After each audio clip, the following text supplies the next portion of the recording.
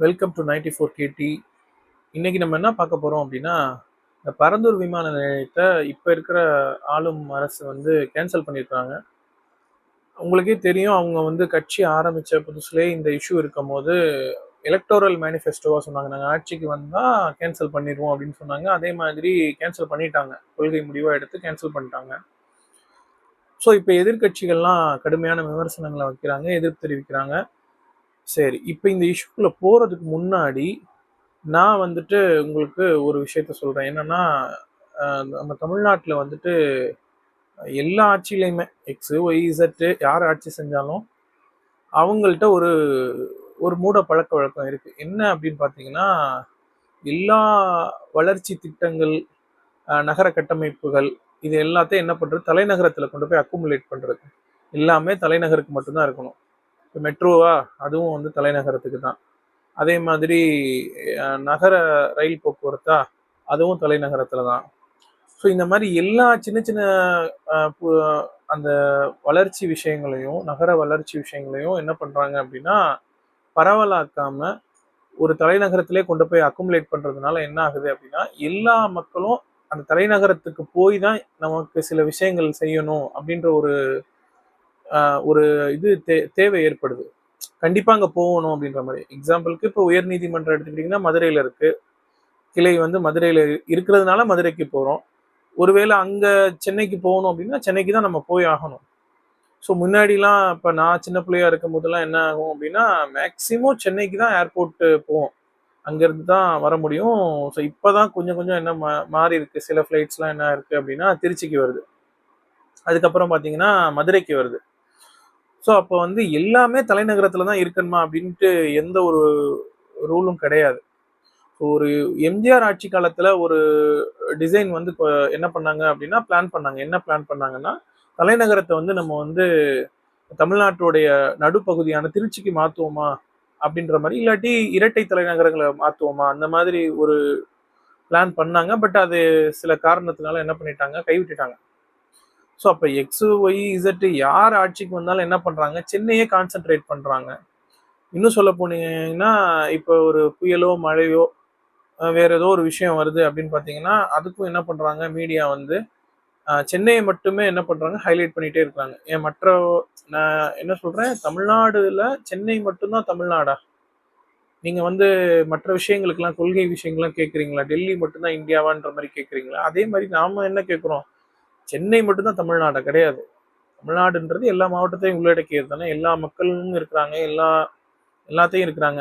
இன்னும் நிறைய பேர் சொல்லுவாங்க, சென்னைக்கு நிறைய பேர் போயிருக்கவே மாட்டாங்க. ஏன் போகணும் சென்னைக்கு? ஏன் போகணும் சென்னைக்கு? நாங்க ஏன் எல்லாரும் ஏன் வரணும்? அப்படி அப்படி என்ன தேவை இருக்கு? ஏன் சென்னையை பார்க்காட்டி வந்து எதுவுமே இல்லையா? அப்படி கிடையாதுல்ல. ஸோ எல்லா மாவட்டத்திலையும் எல்லா வசதியும் இருந்தா அவன் ஏன் சென்னைக்கு வரப்போறான்? ஸோ அப்படின்ற ஒரு கேள்வி இருக்கு. ஸோ இதை வந்து எல்லா அரசுகளுமே என்ன பண்றாங்க அப்படின்னா, இதை தான் செஞ்சுட்டு இருக்காங்க. ஸோ நம்ம என்ன சொல்றோம், அர்பனைசேஷனை என்ன பண்ணுங்க, ஈக்குவலா டிஸ்ட்ரிபியூட் பண்ணுங்க. எல்லா மாவட்டத்திலையும் எல்லாமே இருக்கணும். இப்போ ஏர்போர்ட் இருக்கணுமா, கிட்டத்தட்ட எல்லா மாவட்டத்திலையும் இருந்துச்சு, ஈக்குவலா டிஸ்ட்ரிபியூட் பண்ணீங்க அப்படின்னா சென்னைக்கு வரதுக்கான தேவை இருக்காது. இப்போ கன்னியாகுமரியில் இருக்கிறவங்க மதுரைக்கு போவாங்க, திருச்சிக்கு போவாங்க ஏர்போர்ட் இருக்கிறதுனால. ஒருவேளை சென்னையில மட்டும்தான் அந்த ஃபெசிலிட்டி இருக்குன்னா அவங்க இங்கேருந்து சென்னைக்கு வரணும். அப்ப அதுங்க நீங்க கனெக்ட் பண்ணி பாருங்க, எவ்வளோ டிஸ்டன்ஸ்னு பாருங்க. அப்ப அவங்க அங்கேருந்து சென்னைக்கு வந்து தான் அவங்க என்ன பண்ணணும், ஏர்போர்ட்டுக்கு வரணும். இல்லை ஒரு காலேஜ், இந்த மாதிரி பல விஷயங்கள் என்ன ஆகுது, முக்கியமான யூனிவர்சிட்டிஸ்லாம் என்ன பண்றீங்க, நீங்க சென்னையில கொண்டு போய் வச்சுக்கிறீங்க. ஸோ எல்லாத்தையும் ஈக்குவல் டிஸ்ட்ரிபியூட் பண்ணுங்க.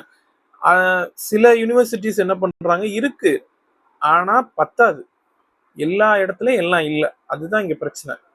முக்கியமான இடத்துல மட்டும்தான் வச்சிருக்கீங்க, அதை நீங்க மாத்தணும். இந்த விஷயத்த நீங்க மாத்திட்டு தான் என்ன பண்ணணும் அப்படின்னா, நீங்க சென்னையை கான்சென்ட்ரேட் பண்ணணும். ஸோ அப்ப இந்த விஷயமே மாத்தாம என்ன பண்றாங்க அப்படின்னா, எது எடுத்தாலும் சென்னை சென்னைன்றாங்க. ஸோ இந்த விஷயம்தான் அந்த மூட பழக்க வழக்கம். என்ன அப்படின்னா, ஐடி கம்பெனியா, புதுசா எந்த ஐடி கம்பெனியா, முதல்ல சென்னையில பிரான்ச்சை போடுங்க அப்படின்ற மாதிரியான ஒரு விஷயத்த பண்றாங்க. ஏதோ ஒரு முக்கியமான தொழிற்சாலையா இருந்தா அது எங்க இடம் இருக்கு, தேவை இருக்குன்றத பார்த்து சில இடத்துக்கு வெவ்வேறு ஊருக்கு கொடுக்குறாங்க. சரி, அந்த ஊருக்கு கொடுத்தாங்கன்னாலும் அந்த ஊர்ல என்ன பிரச்சனை இருக்கு, நிலம் கையகப்படுத்துற பிரச்சனை இருக்கு. இப்ப இந்த நான் பரந்தூர் விமான நிலையத்துக்கு வருவோம். இப்ப இந்த விமான நிலையத்துல என்ன பிரச்சனை? அவங்க வந்து ஒரு கணிசமான ஒரு இடத்த சொல்றாங்க. 5000 ஏக்கரும், 3000 ஏக்கரும் சொல்றாங்கன்னு நினைக்கிறேன். ஸோ இந்த இவ்வளோ இடத்தையும் கையகப்படுத்தணும். ஸோ இவ்வளோ இடத்துல இருக்கிற மக்களையும் ரீலொகேட் பண்ணணும் அப்படின்றது ரொம்ப ஒரு கஷ்டமான விஷயம் தான். கிட்டத்தட்ட 5000 ஏக்கர்ன்றது கிட்டத்தட்ட ஒரு பாதி சின்ன கிராமத்தையே காலி பண்ற மாதிரி தானே. ஸோ அப்படின்றப்ப அந்த மக்கள் எதிர்ப்பு தெரிவிக்கிறாங்க அப்படின்னா நீங்க அவங்களோட பேச்சுவார்த்தை பண்ணி தான் அதை செஞ்சிருக்கணும். ஆனா அந்த நேரத்துல வந்துட்டு எந்த விதமான அது இதுவும் இல்லை. கேட்டா என்ன சொல்றாங்க எல்லாரும், இடம் பத்தாது, சென்னை பெருசாயிட்டே இருக்கு. நான் என்ன கேட்கிறேன், இருக்கிற ஏர்போர்ட்டை சரியா வச்சுக்கலாம்ல.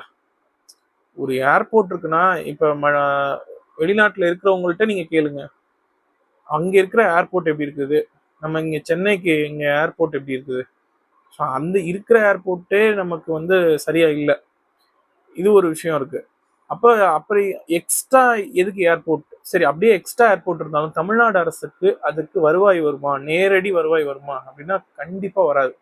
அதிகபட்சம் எலக்ட்ரிசிட்டி பில்லும் வாட்டர் டேக்ஸும் வரப்போகுது. இதை தவிர்த்து வேற எந்த வருவாய் வரும்? எந்த வருவாய் வரும் சொல்லுங்க? மிஞ்சி போனா அதை சுத்தி இருக்கிற அந்த கடைகள் இதை தான் சொல்லுவீங்க. ஸோ இது எந்த எந்த இடத்துல நீங்க பண்ணீங்கனாலும் அந்த அந்த வருவாய் ஆட்டோமேட்டிக்கா உருவாக்கிடும். ஏர்போர்ட்டுக்கு மட்டும் இல்லை, நீங்க வேற ஏதாவது ஒரு ஒரு விஷயம், இப்போ ஒரு ஒரு பஸ் ஸ்டேஷனே கட்டுறீங்கனாலும் அந்த பஸ் ஸ்டேஷனை சுத்தி ஒரு கடை வரும், கமர்ஷியல் பில்டிங் கட்டுவாங்க, லாட்ஜ் கட்டி விடுவாங்க. ஸோ அது ஒரு விஷயமே கிடையாது. ஆனா இந்த ஏர்போர்ட்டால தமிழ்நாடு அரசுக்கு நேரடி வருவாய் என்ன வருது? இப்ப இருக்கிற ஏர்போர்ட்ஸ்ல எல்லாம் என்ன நீங்க வருமானம் எடுத்துட்டீங்க நீங்க?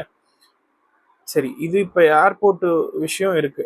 இப்ப இந்த ஈரான் போர், அந்த அமெரிக்கா இஸ்ரேல் அந்த போர் வந்ததுனால டிக்கெட் ரேட்லாம் 1,00,000 ரூபாய் கிட்ட இருக்குது. எங்க இதுலயும் பேச மாட்டீங்க, சட்டசபையிலையும் பேச மாட்டீங்க இதை பத்தி. இவங்க ஆளும் தரப்புலையும் பேச மாட்டாங்க, எதிர்கட்சியும் பேச மாட்டீங்க, பாராளுமன்றத்திலையும் போய் பேச மாட்டீங்க.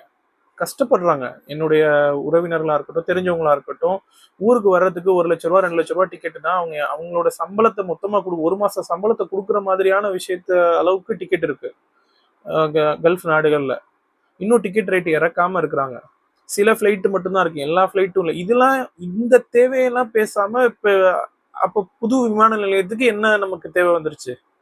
இப்படி ஒரு விஷயம்லாம் இருக்குல்ல. மக்களுடைய அடிப்படை பிரச்சனை, அன்றாட பிரச்சனையே வந்து யாரும் வந்து பேச மாட்டாங்க அப்படின்றது மக்களுடைய ஒரு எதிர்பார்ப்பா இருக்கு. சட்டமன்றத்துல நீங்க கவுண்டர் கவுண்டர் அந்த கன்வர்சேஷன் தான் நடக்குது. அவர் ஒண்ணு சொன்னாருன்னா இவர் அதுக்கு எதிரிதான் சொல்லணும், சொல்லி வந்து நம்மளோட நம்மளோட இருப்பை காமிக்கணும், இப்படின்ற மாதிரி தான் இருக்கே தவிர மக்கள் பிரச்சனையே பேச மாட்டீங்க. இன்னைக்கு ஜீனி விலை ஏறிடுச்சு, அதை பத்தி மத்திய அரசுகிட்ட பேசணும். ஏன் ஜீனி விலை ஏறுது அப்படின்ற ஒரு விஷயம் இருக்கு.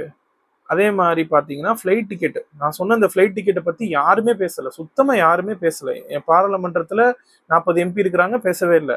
சரி, சட்டசபையில பேசி அதுக்கு ஒரு தீர்மானம் நிறைவேற்றி, விலைவாசி உயர்வுக்கு ஒரு எதிரான ஒரு தீர்மானம் நிறைவேற்றி அதற்கு ஒன்றிய அரசு நடவடிக்கை எடுக்கணும்.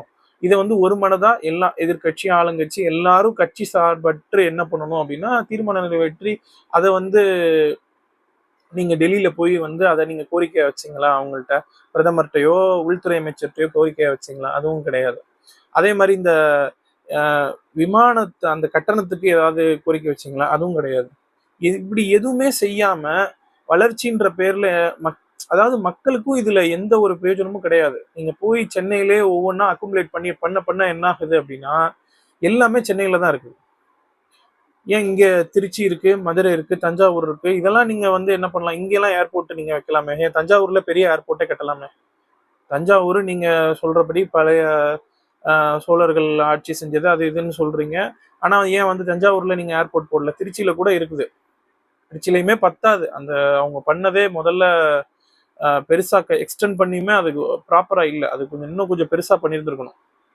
ஸோ அதுவே முதல்ல வந்து குளறுபடி ஆயிடுச்சு. அதே மாதிரி தஞ்சாவூர்ல பண்ணலாம். தஞ்சாவூர்ல ஏர்போர்ட் இல்லை. தஞ்சாவூர் பெரிய ஊர் தானே, அதை சுத்தி எவ்வளோ பேர் இருக்கிறாங்க. அங்க இருக்கிறவங்க வெளிநாட்டுக்கு போகாம இருக்கிறாங்களா? தொழில் ரீதியாவோ இல்ல வேலை ரீதியாவோ போய்கிட்டு தானே இருக்காங்க. அப்ப சென்னையிலே இன்னும் 2வது ஏர்போர்ட், ஏற்கனவே ஒரு ஏர்போர்ட் இருக்கு, அதை ஒழுங்கா வச்சுக்கணும். இல்ல அதை எக்ஸ்டெண்ட் பண்ணலாம்.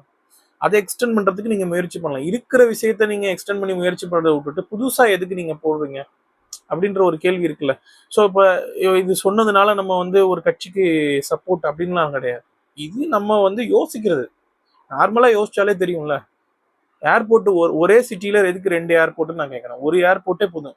அப்படி இல்லையா டொமஸ்டிக் ஏர்போர்ட், இன்டர்நேஷனல் ஏர்போர்ட் இதை நீங்க வந்து முன்னாடியே இதை செஞ்சிருக்கணும். நீங்க மீனம்பாக்கத்துல கட்டும்போது என்ன பண்ணிருக்கணும், டொமஸ்டிக்கு தனியா இன்டர்நேஷனலுக்கு தனியான்னு சொல்லிட்டு அப்படியாவது நீங்க செஞ்சிருக்கணும். இப்ப எப்படி நீங்க கிளாம்பக்கத்துக்கு கொண்டு போனீங்க, எல்லா எதிர்ப்பையும் மீறி கொண்டு போனீங்களா இல்ல? எல்லாரும் என்ன சொன்னாங்க, இங்க இருந்து போறதுக்கு செலவினங்கள் அதிகமாகுதுன்னு மக்கள் அவ்வளவு தூரம் ஃபர்ஸ்ட் வந்து என்ன பண்ணாங்க, எதிர்க்க தான் செஞ்சாங்க. அதுக்கப்புறம் புரிஞ்சுக்கிட்டாங்கல்ல மக்கள். அவுட்டர்ல தான் போகணும், ஏன்னா ஊர் பெருசாயிருச்சு. ஸோ மெட்ரோ சிட்டின்றது ரொம்ப பெருசாயிருச்சு. அப்போ வெளியில போனாதான் டிராபிக்ஸை வந்து மெயின்டைன் பண்ண முடியும், கண்ட்ரோல் பண்ண முடியும் அப்படின்றதுனால என்ன பண்ணாங்க புரிஞ்சுக்கணும். இதே மாதிரி நீங்க தொலைநோக்கு பார்வையோட சில விஷயங்கள் செய்யணும். நீங்க இப்போ உட்காந்துக்கிட்டு நீங்க ஒரு கிராமத்தை காலி பண்ணணும் அப்படின்னு நீங்க வந்து அப்ப நீங்க முடிவு எடுத்தது தவறு தானே அது. ஸோ அதுக்கு நீங்க வேற ஊர்ல போட்டுடலாமே. இவ்வளவு எதிர்ப்புல நீங்க போறதுக்கு வேற ஊர்ல போடலாம்ல. அதையே நீங்க செய்ய மாட்டீங்கன்ற ஒரு கேள்வி இருக்கு. ஸோ இதெல்லாம் நம்ம யோசிக்காம வந்துட்டு வந்து நம்ம வந்து பிளைண்டா வந்து சப்போர்ட்டோ இல்லாட்டி அகெயின்ஸ்டோ பண்ண முடியாது. ஸோ இந்த ஒரு விஷயங்கள்லாம் வந்து மக்களும் வந்து என்ன பண்றாங்க, நிறைய சொல்லிட்டு தான் இருக்கிறாங்க. சென்னையிலே எல்லாத்தையும் போய் வைக்க அர்பனைசேஷனை ஈக்குவலி டிஸ்ட்ரிபியூட்டட் பண்ணுங்க அப்படின்னு தான் சொல்றாங்க எல்லாருமே. ஏன்னா வந்து எல்லா இடத்துலயும் எல்லாம் கிடைக்கணும் அப்படின்ற ஒரு விஷயம் தான் இருக்கு. பண்ணிருக்கீங்க, ஆனா பத்தாது. அதுல ஏர்போர்ட் ஒண்ணு. ஏர்போர்ட் இப்ப தஞ்சாவூர்ல இல்ல, அப்ப தஞ்சாவூர்ல கொண்டு வாங்க, பெருசா கொண்டு வாங்க. ஏன்னா வந்து திருச்சியில இருக்குது, மதுரையிலயும் இருக்குது. மதுரையில எக்ஸ்டெண்ட் பண்ணுங்க. மதுரையில பத்தாது, ரன்வே பத்தாது, அப்ப எக்ஸ்டெண்ட் பண்ணுங்க. மதுரையில எல்லாம் இடம் வந்து இருக்கதான் செய்யுது.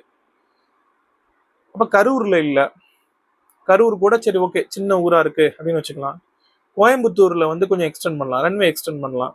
சேலத்துல நீங்க ஏர்போர்ட் போடலாம். ஸோ இந்த மாதிரி பல விஷயங்கள் இருக்கு. இதெல்லாம் நீங்க செய்யாம உட்காந்துக்கிட்டு ஏற்கனவே இருக்கிற ஊர்ல போயிட்டு திருப்பியும் அதே நான் செய்யறேன், கேட்டா நான் அப்கிரேட் பண்றேன் அப்படின்னு சொன்னீங்கன்னா அது வந்து மக்கள் வந்து எப்படி பார்ப்பாங்க அப்படின்றத நீங்க தான் யோசிச்சுக்கணும். ஸோ இது ஒரு விஷயம். ஸோ இப்போ வந்து இவங்க வந்து கேன்சல் பண்ணியிருக்கிறாங்க. இவங்க கேன்சல் பண்ணதுனால இது வந்து என்ன ஆயிடுச்சு அப்படின்னா அவங்க சொன்னதை அதை செஞ்சிருக்கிறாங்க. பட் இவங்களும் என்ன பண்ணக்கூடாது, இவங்களும் அதே மாதிரி பண்ணக்கூடாது. எக்ஸோ ஒய்யோ இசட்டோ யார் ஆட்சி செஞ்சாலும் சரி, ஒரு மக்களுக்கு இடையூறு இல்லாம எல்லா இடத்தையும் பார்த்து வேற மாவட்டத்துல கூட அழகா போடலாம். அது அந்த விஷயத்தை தான் நீங்க மாத்திக்கிற மாட்டேங்கிறீங்க. எல்லாமே சென்னை கிடையாது. அதுதான் மிஸ்டேக்கு. அப்ப எல்லாரையும் போய் என்ன பண்றது, அங்க எல்லாரும் என்ன பண்றாங்க, சென்னையில தான் எல்லா வசதியும் இருக்குன்னு சொல்லிட்டு என்ன பண்றாங்க, குடியேறுறாங்க. அப்ப மழை காலத்துல என்ன ஆகுது, பிரச்சனை ஆகுது. அதே மாதிரி இன்னொரு விஷயமும் நம்ம பதிவு பண்றது என்ன அப்படின்னா, இப்ப நீங்க இந்த கோஸ்டல் ஏரியாஸ் பார்த்து, ஈஸ்ட் கோஸ்டல் ஏரியாஸ் சென்னையில இருந்து எடுத்துப்போம். சென்னையில இருந்து கன்னியாகுமரி வரைக்கும் என்ன பிரச்சனை அப்படின்னா, அந்த சைடு தான் நார்த் ஈஸ்ட் மான்சூன் அப்ப வந்து நிறைய புயல், அந்த அந்த டெல்டா மாவட்டமா இருக்கட்டும், கடற்கரையோர மாவட்டத்துல தான் வந்து என்ன ஆகுது அப்படின்னா அதிகமான புயல் மழை இருக்குது. இது நம்ம முன்னாடியே சொல்லிட்டோம். அதாவது electric cables should be in under கிரவுண்ட்ல இருந்தா மட்டும்தான் இந்த புயல் வெள்ளம் வரும்போது என்ன ஆகுது, பாதிப்பு ஏற்படாது, அதிகமான பாதிப்பு ஏற்பட்டுறாது. ஸோ இது ஒவ்வொரு தடவையும் புயல் வரும்போது மழை வரும்போது என்ன ஆகுது, கரண்ட் பிரச்சனை வந்துடுது. ஸோ அந்த சூறைக்காத்தோ இல்லை ஏதோ ஒரு புயல் காத்தோ அடிச்சது அப்படின்னா மரம் மட்டையில் இதாகி என்ன ஆகுது, ஷார்ட் சர்க்கியூட், இல்லை போஸ்ட் சாஞ்சிருது, இல்லை டிரான்ஸ்ஃபார்மர்ல ஏதோ ஒரு ஃபால்ட் ஏற்படுது.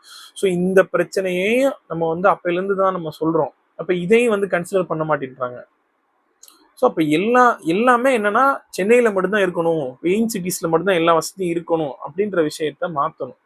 ஸோ அரசாங்கம் வந்துட்டு என்னன்னா இந்த விஷயங்கள்லாம் வந்து கன்சிடர் பண்ணாங்க அப்படின்னா ஒரு மாநிலம் இன்க்ளூசிவா க்ரோத் ஆகும். நீங்க தான் சொல்றீங்க ஐடியாலஜிக்கலா இன்க்ளூசிவா இருக்கணும், எல்லா மக்களும் முன்னேறினா எல்லா ஊரும் முன்னேறணும் தானே. ஸோ அப்ப இதுக்கு வந்து தீர்வு வந்து இப்படிதான் இருக்கணும்ன்றது என்னுடைய கருத்து. உங்களோட கருத்து என்ன இருக்கு, இது வந்து கரெக்டா தப்பா அப்படின்றத நீங்க கமெண்ட்ல சொல்லுங்க. இது நான் என்னோட கருத்து. ஓகேங்களா. எனக்கு தோன்றத நான் வந்து இதுல சொல்றேன். இந்த பரந்தூர் விமான நிலையம் வந்து சரியா தப்பா அப்படின்றதுல நான் என்னுடைய பார்வையே சொல்லிட்டேன். உங்களுடைய பார்வை என்னன்றதை வைங்க. Okay, thank you.